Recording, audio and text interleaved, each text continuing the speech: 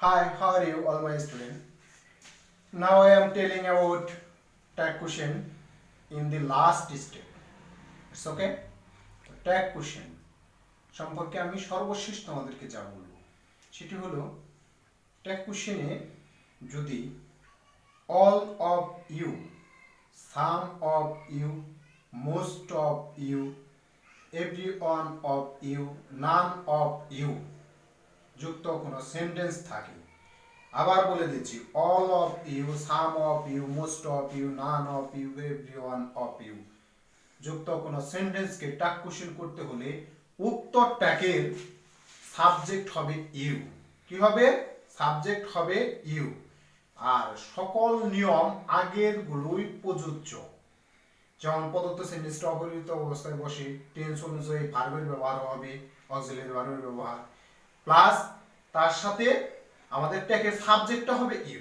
All of you, some of you, most of you, everyone of you, none of you যদি থাকে তাহলে আমাদের ট্যাগের সাবজেক্ট হবে ইউ। তাহলে আমরা একটা এক্সাম্পলের মাধ্যমে ক্লিয়ার করে দিই আরো প্রিয় শিক্ষার্থীবৃন্দ।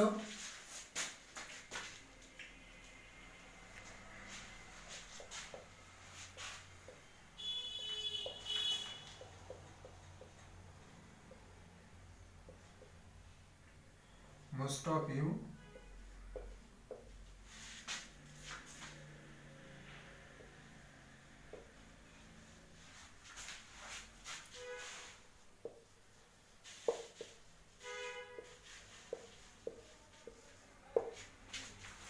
এই সেন্টেন্সকে আমরা কিভাবে কারেক্ট করব? প্রদত্ত সেন্টেন্সটি অপরিবর্তিত অবস্থায় তুলে নিব।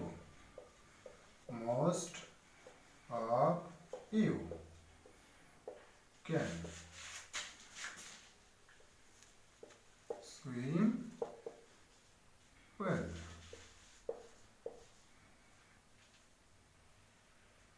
একটা কমা। কি হবে? এই সেন্টেন্সের সাহায্যকারী ভার্ব আছে আমাদের। সাহায্যকারী ভার্ব কি প্রিয় শিক্ষার্থী? ক্যান।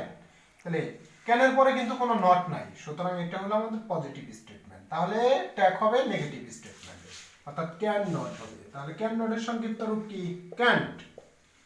আর এটুকুর সাবজেক্ট বলছিলাম কি হবে? ট্যাগের সাবজেক্ট, ট্যাগের সাবজেক্ট হবে ইউ। কি হবে? ইউ। লাস্টে একটা note of interpretation. Clear?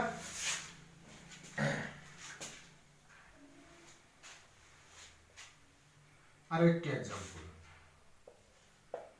All of you R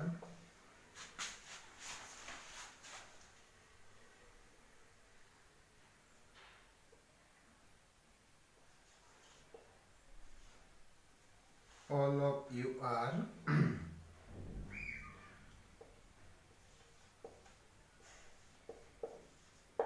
working hard। প্রদত্ত সেন্টেন্সটি কিভাবে আমরা কারেক্ট করব? কারেক্ট অপশনে যাও প্রিয় শিক্ষার্থীবৃন্দ, গিয়ে সেন্টেন্সটি পরিপূর্ণভাবে লেখো। All of you are working hard, comma. তাহলে এই ক্ষেত্রে দেখো তো আমাদের অক্সিলারি ভার্ব কি? সাহায্যকারী ভার্ব আছে আর। তাহলে কি সেন্টেন্সটি যেহেতু পজিটিভ স্টেটমেন্টের আমাদের ট্যাগ হবে নেগেটিভ। তাহলে আর এন্ড, আর এন্ড। আর এই সেন্টেন্সের আমরা সাবজেক্ট কি পেয়েছি? ইউ। অল অফ ইউ এগুলা সাবজেক্ট হিসেবে কাজ করলে সাবজেক্ট হয় ট্যাগের, ট্যাগের সাবজেক্ট হয় ইউ। লাস্টে নোট অফ ইন্টারপ্রিটেশন। প্রিয় শিক্ষার্থী, আশা করি এই রুলসটি তোমরা ভালোভাবে বুঝতে পেরেছো। নেক্সট স্টেপ, যদি কোনো সেন্টেন্সের subject all of them, some of them, most of them, everyone of them, none of them। আবার বলে দিচ্ছি, যদি কোনো সেন্টেন্সের subject all of them, some of them, most of them, everyone of them, none of them হয়, তাহলে সেই সেন্টেন্সের ট্যাগ কোশ্চেনের সাবজেক্ট হবে দে। কি হবে? দে। তাহলে সেই সেন্টেন্সের ট্যাগ কোশ্চেনের সাবজেক্ট হবে দে। আর বাদ বাকি নিয়মগুলো প্রযোজ্য। যেমন প্রদত্ত সেন্টেন্সটি অপরিবর্তিত অবস্থায় বসে, প্লাস সেন্টেন্সের শেষে একটি কমা বসে প্লাস টেন্স অনুযায়ী অক্সিলারি ভার্বের ব্যবহার হয় প্লাস আমাদের সাবজেক্ট আমরা বের করে নিয়েছি সাবজেক্ট হবে কি দে সাবজেক্ট হবে দে ওকে বন্ধুরা তাহলে এবার আমরা দেখি একটা এক্সাম্পলের মাধ্যমে যদি কোনো কনফিউশন থাকে এই রুল সম্পর্কে সেই কনফিউশনগুলো দূর করার চেষ্টা করি আমরা একটা এক্সাম্পলের মধ্য দিয়ে ইটস ওকে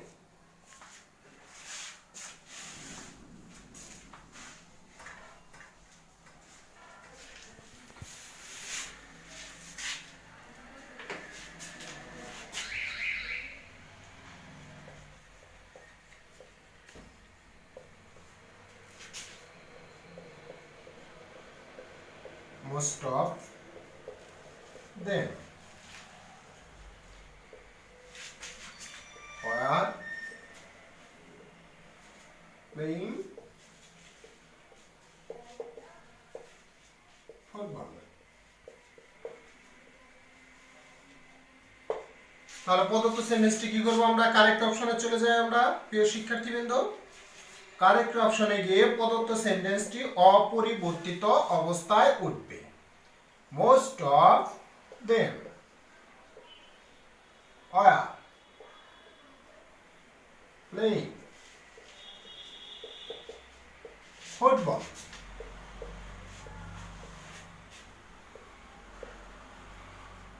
একটি কমা সূত্র মতে এইবার আমরা দেখব সেন্টেন্সটি কি নেগেটিভ স্টেটমেন্টের নাকি পজিটিভ স্টেটমেন্টের হ্যাঁ বন্ধুরা ওয়্যার এর পরে কি কোনো নট আছে নাই ওয়্যার হচ্ছে আমাদের সাহায্যকারী verb that means auxiliary verb তাহলে সেন্টেন্সটি বোঝা যাচ্ছে পজিটিভ স্টেটমেন্টের কিন্তু পজিটিভ স্টেটমেন্টের ট্যাগ কোশ্চেন কি হয় নেগেটিভ তাহলে ওয়্যার এর সংক্ষিপ্ত রূপ হচ্ছে ওয়্যারেন্ট এন্ড অ্যাপোস্ট্রফি টি আর মোস্ট অফ দেম যদি সাবজেক্ট হিসেবে থাকে সেই হিসেবে আমরা ট্যাগ কোশ্চেনের সাবজেক্ট বের করেছি কি জানো দে দে কি দে ওয়্যারেন্ট দে লাস্টে নোট অফ ইন্টারোগেশন আরো একটি एग्जांपल দেই আমরা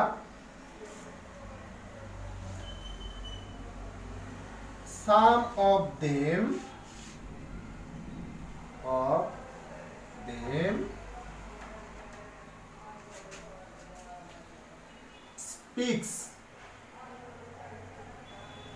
speaks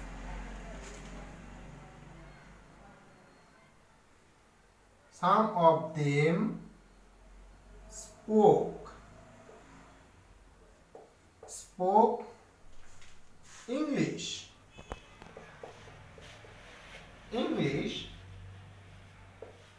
very well সেন্টেন্স যত বড় হোক কোনো কনফিউশন থাকবে না very well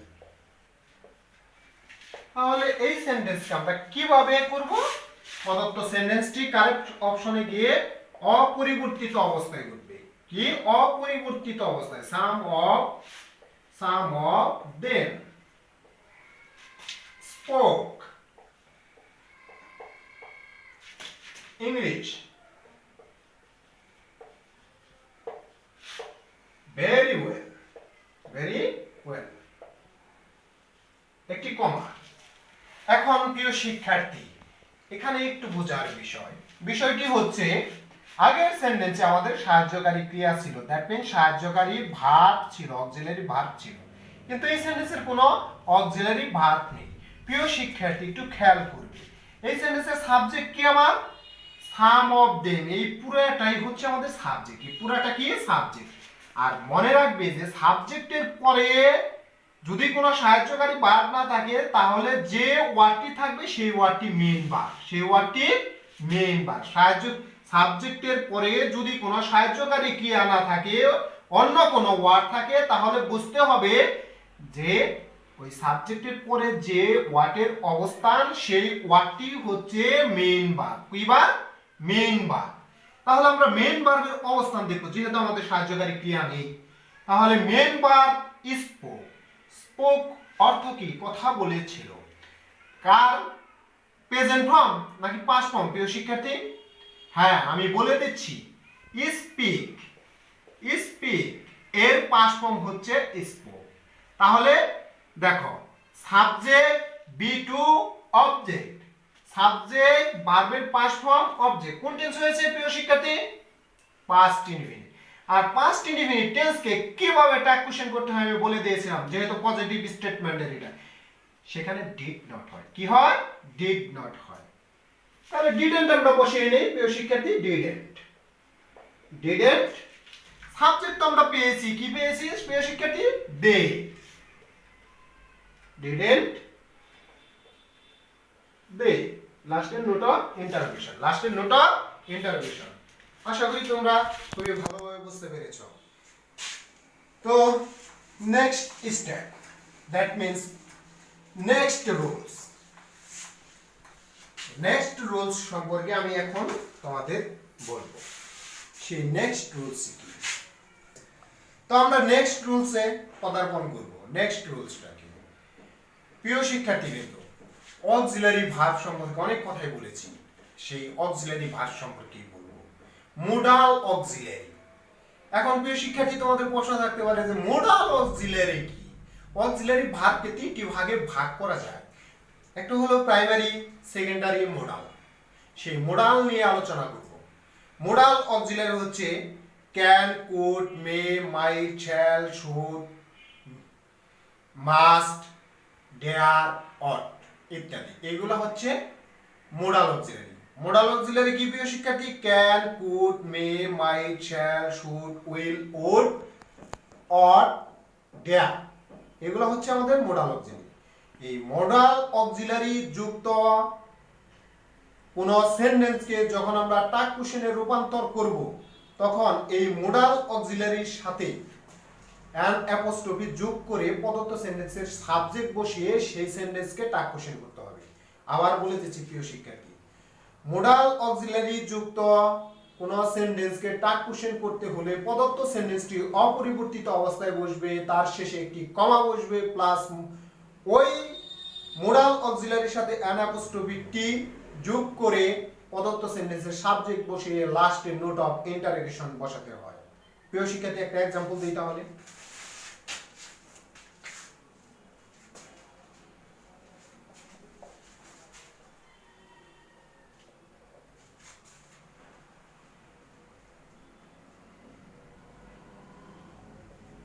It may rain. It may rain today. দেখো প্রিয় শিক্ষার্থী, এখানে কি মেইন ভার্ব হিসেবে বসছে মে? না, কারণ এখানে রেইন আছে। তাহলে কি এটা মোডাল অক্সিলারি হিসেবে বসছে না? তাই যদি বসে, মোডাল অক্সিলারি হিসেবে যেহেতু বসেছে, তাহলে এই সেন্টেন্সকে কিভাবে ট্যাগ করব? কারেক্ট অপশনে চলে গিয়ে পুরা সেন্টেন্সটা আমরা উঠিয়ে নিব। পুরা সেন্টেন্সটা আমরা অপরিবর্তিত অবস্থায় উঠাবো। ইট মে রেইন টুডে। সেন্টেন্সটা যেহেতু পজিটিভ স্টেটমেন্টের, সুতরাং মের সাথে কি যোগ করব? অ্যান অ্যাপোস্ট্রফি টি যোগ করতে হবে। Mind, an apostrophe T plus subject it.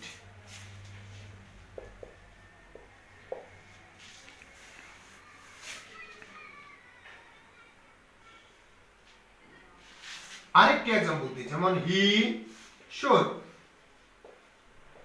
he should learn, he should learn more। প্রিয় শিক্ষার্থী, তোমরা খেয়াল করবে যে এই সেন্টেন্সের মধ্যে লার্ন কি, এই সেন্টেন্সের মধ্যে শুড কি মেইন ভার্ব হিসেবে পড়ছে না মোডাল অক্সিলারি হিসেবে পড়ছে? প্রিয় শিক্ষার্থী, এই সেন্টেন্সের মধ্যে কি মেইন ভার্ব আছে না নাই? ইয়েস আছে। কি আছে? লার্ন। তাহলে শুডটা আমাদের অক্সিলারি ভার্ব হিসেবে পড়ছে, মোডাল অক্সিলারি। সুতরাং নিয়মটা এইভাবে করতে হবে। কি জানা করতে হবে? ওই প্রদত্ত মোডাল অক্সিলারির সাথে অ্যান অ্যাপোস্ট্রফি যোগ করে প্রদত্ত সাবজেক্ট বসাতে হবে। তাহলে কারেক্ট অপশনে চলে যাই আমরা, প্রদত্ত সেন্টেন্সটি অপরিবর্তিত অবস্থায় তুলব। হি শুড লার্ন মোর, একটি কমা, আমাদের মোডাল হচ্ছে শুড। শুডের নেগেটিভ ফর্ম কি? শুডেন্ট। অ্যানাপোস্ট্রোফি শুডেন্ট, সাবজেক্ট আমাদের আছে he. Shouldn't he, note of interrogation. Clear প্রিয় শিক্ষার্থীবৃন্দ? তো আমরা নেক্সট আরেকটি রুলস সম্পর্কে আলোচনা করব। রুলসটি হচ্ছে অনেক সময় বাক্যের মধ্যে মেন ভার্ব থাকে না, অনেক ক্ষেত্রে বাক্যের মধ্যে মেন ভার্ব থাকে না। এরকম সেন্টেন্সে যদি ভার্ব টু হ্যাভ, যদি ভার্ব টু হ্যাভ থাকে, যেমন টু হ্যাভ ভার্ব কাকে বলে প্রিয় শিক্ষার্থী আমি বলে দিচ্ছি। হ্যাভ হ্যাজ হ্যাড কে ভার্ব টু হ্যাভ বলে। হ্যাভ হ্যাজ হ্যাড কে ভার্ব টু হ্যাভ বলে। এই ভার্ব টু হ্যাভ দ্বারা সংগঠিত সেন্টেন্সকে টাগ কোশ্চেন করার নিয়ম হচ্ছে দুটি ওয়েতে করা যায়। সেটা হচ্ছে ওই সেন্টেন্সের মধ্যে অন্তর্গত অক্সিলারি যে ভার্বটি আছে, ভার্ব টু হ্যাভ আছে, তার সাথে অ্যানাপোস্ট্রোফি যোগ করে সাবজেক্ট বসিয়ে করা যায়, অথবা ওইটাকে টেন্স আইডেন্টিফাই করতে হবে যে কোন টেন্সে আছে। যদি সেটা প্রেজেন্ট টেন্স হয় তাহলে প্রেজেন্ট টেন্স হলে ডু অথবা ডাজ ব্যবহার করতে হয়, পাস্ট টেন্স হলে ডিড ব্যবহার করতে হয়। এভাবে করা যায়। আবার বলে দিচ্ছি যে অনেক সময় সেন্টেন্সের মধ্যে মেন ভার্ব না থাকায় শুধু ভার্ব টু হ্যাভ যুক্ত সেন্টেন্সকে টাগ কোশ্চেন করতে হলে উক্ত সেন্টেন্সের মধ্যে অন্তর্গত ভার্ব টু হ্যাভ এর সাথে অ্যানাপোস্ট্রোফি যোগ করে প্রদত্ত সাবজেক্ট বসিয়ে নোট অফ ইন্টারোগেশন করলে টাগ কোশ্চেন হবে। আরো একটা ওয়ে করা যায়, সেই ওয়েটা আমি এক্সাম্পলের মধ্যে তোমাদেরকে ক্লিয়ার করব। মুখে বললে তোমরা সেটা ক্লিয়ারলি বুঝতে পারবে না, আমি এক্সাম্পলের মধ্যে বুঝিয়ে দিচ্ছি।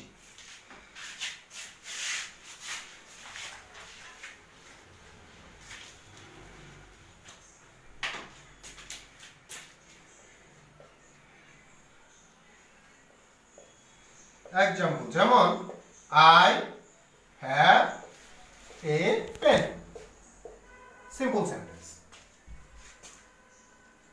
নিয়ম কিন্তু একই। কারেক্ট অপশনে আগে আমরা চলে যাব। কারেক্ট অপশনে গিয়ে প্রদত্ত সেন্টেন্সটা অপরিবর্তিত অবস্থায় উঠিয়ে নিব। I have a pen. এখন আমাদের কাজ কমাটা বসিয়ে নিই। প্রিয় শিক্ষার্থী একটু খেয়াল করো ভালো করে, এই সেন্টেন্সের মধ্যে আই হচ্ছে সাবজেক্ট, আই কি সাবজেক্ট, প্লাস এটা হচ্ছে to have verb. To have verb that means সাহায্যকারী ভার্ব, দ্যাট মিন্স সাহায্যকারী ভার্ব, প্লাস আর্টিকল, এটা হচ্ছে আর্টিকল, প্লাস কি পেন হচ্ছে নাউন। প্রিয় শিক্ষার্থী আমি একটা কথা তোমাদেরকে মানে এশিওর করব, নিশ্চিত করব, সেটা হচ্ছে subject verb to have that means auxiliary verb article plus noun, কোনো মেন ভার্ব নাই, কোনো main verb that means principal verb that means transitive verb ছাড়া কখনো সেন্টেন্স সংগঠিত হতে পারে না। মেন ভার্ব ছাড়া কখনো সেন্টেন্স সংগঠিত হতে পারে না। তাহলে কি সেন্টেন্সটা ভুল? না, সেন্টেন্সটা ভুল না, সেন্টেন্সটা রাইট। কিন্তু যখন দেখবে সেন্টেন্সের মধ্যে মেন ভার্বের কোনো অস্তিত্ব নেই বা মেন ভার্ব খুঁজে পাওয়া যাচ্ছে না সেন্টেন্স বিশ্লেষণ করে, তাহলে সেই ক্ষেত্রে বুঝতে হবে যে ওই অক্সিলারি ভার্ব দ্যাট মিন্স সাহায্যকারী ক্রিয়াটি মেন ভার্বের কাজ করেছে। কিসের কাজ করছে? মেন ভার্বের কাজ করেছে। সাহায্যকারী ভার্বটি মেন ভার্বের কাজ করেছে। এখন ওই সাহায্যকারী ভার্বকে ফলো করতে হবে যে সাহায্যকারী ভার্বটি কোন রূপে আছে, পাস্ট রূপে আছে না প্রেজেন্ট রূপে আছে না কোন রূপে আছে, সেটাকে আইডেন্টিফাই করে করতে হবে। তবে এই জাতীয় সেন্টেন্সকে টাগ আমরা এইভাবে করতে পারি, এই সাহায্যকারী যে ভার্বটি আছে টু হ্যাভ ভার্ব এর সাথে অ্যানাপোস্ট্রোফি টি যোগ করে, অ্যানাপোস্ট্রোফি টি হ্যাভেন্ট আই, এটাও রাইট, হ্যাভেন্ট আই এটা রাইট। এটা হচ্ছে ব্রিটিশ স্টাইল। কি স্টাইল? ব্রিটিশ। এটা ব্রিটিশটা করতেন, অর্থাৎ ব্রিটিশ স্টাইল। আবার এই সেন্টেন্সকে অর এই সেন্টেন্সকে আমরা কিভাবে করব দেখো, হ্যাভ এবং হ্যাজ, হ্যাভ এবং হ্যাজ, এটা হচ্ছে প্রেজেন্ট ফর্ম, হ্যাভ হ্যাজ, এটা কি প্রেজেন্ট ফর্ম, এটা প্রেজেন্টকে নির্দেশ করে। এর পাস্ট ফর্ম কি? Had, had. প্রিয় শিক্ষার্থী খেয়াল করবে, হ্যাভ হ্যাজ হচ্ছে ভার্বের প্রেজেন্ট ফর্ম, তাহলে বি ওয়ান, এটা বি ওয়ান বললাম না, তাহলে সাবজেক্ট আই, এটা কি বি ওয়ান না? হ্যাভ, হ্যাঁ B one plus object, plus object, তাহলে subject B one plus object. কোন টেন্স হয়েছে? কোন টেন্সের structure? Subject plus B one plus object কোন টেন্সের স্ট্রাকচার হয়েছে প্রিয় শিক্ষার্থী? এটি হয়েছে প্রেজেন্ট ইনডিফিনিট টেন্সের স্ট্রাকচার। তাহলে প্রেজেন্ট ইনডিফিনিট টেন্স। এখন প্রেজেন্ট ইনডিফিনিট টেন্সের পারসন দেখব। কোন পারসন? First person. আমি বলছিলাম যে থার্ড পারসন সিঙ্গুলার নাম্বার যদি হয় প্রেজেন্ট ইনডিফিনিট টেন্সে তবে টাগ কোশ্চেনের বি ভার্ব ব্যবহার করব ডাজ বা ডাজেন্ট। আর যদি ফার্স্ট পারসন থার্ড পারসন ব্যতীত হয়, থার্ড পারসন সিঙ্গুলার নাম্বার ব্যতীত হয় তাহলে ডন্ট ব্যবহার করব। তাহলে সেই ক্ষেত্রে এই রুলসের আওতায়ও করা যায়, সেটি হচ্ছে যে আই হ্যাভ মানে আই হ্যাভ এ পেন, অপরিবর্তিত অবস্থায় টুলে কমা। তাহলে প্রেজেন্ট ইনডিফিনিট টেন্স আইডেন্টিফাই করছি don't I. Note of intervention, এটা হচ্ছে আমেরিকান স্টাইল, এটা আমেরিকান স্টাইল,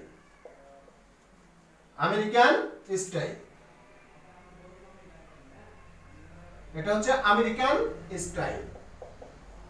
বোথ আর রাইট, তোমরা যেভাবে করবে সেটাই রাইট। যদি এটা করো এটাও রাইট, এটাও অ্যাপ্রোপ্রিয়েট। তবে আমার মনে হয় প্রিয় শিক্ষার্থী তোমাদের কাছে এটা সহজ মনে হবে, কারণ এটা আইডেন্টিফাই করতে গিয়ে তোমরা অনেকটা হেজিটেশনে পড়ে যাবে যে কোন টেন্স হবে, কোন ভার্ব হবে, এইভাবে সেন্টেন্সটাকে বিশ্লেষণ করতে হবে। সেই ক্ষেত্রে তোমরা অনেকটা কনফিউজড মধ্যে থাকবে। তাই প্রিয় শিক্ষার্থী এটার মধ্যে কোনো কনফিউশন নেই, কারণ এখানে সাহায্যকারী ভার্ব দেওয়া আছে, এর সাথে খালি অ্যান অ্যাপোস্ট্রফি কি যোগ করে দিয়ে সাবজেক্ট বসাই দিলে হয়ে যাবে। তাই তোমরা ব্রিটিশকে ফলো করবে, আমেরিকানকে নয়। আমেরিকানকে ফলো করলে তোমরা হেজিটেশনে পড়ে যাবে। আরো কোনো एग्जांपल প্রয়োগ করার প্রয়োজন আছে বলে মনে করি না। ঠিক আছে, তো প্রিয় শিক্ষার্থী already my class time is over, so I have to go in this class. Goodbye, আল্লাহ হাফেজ।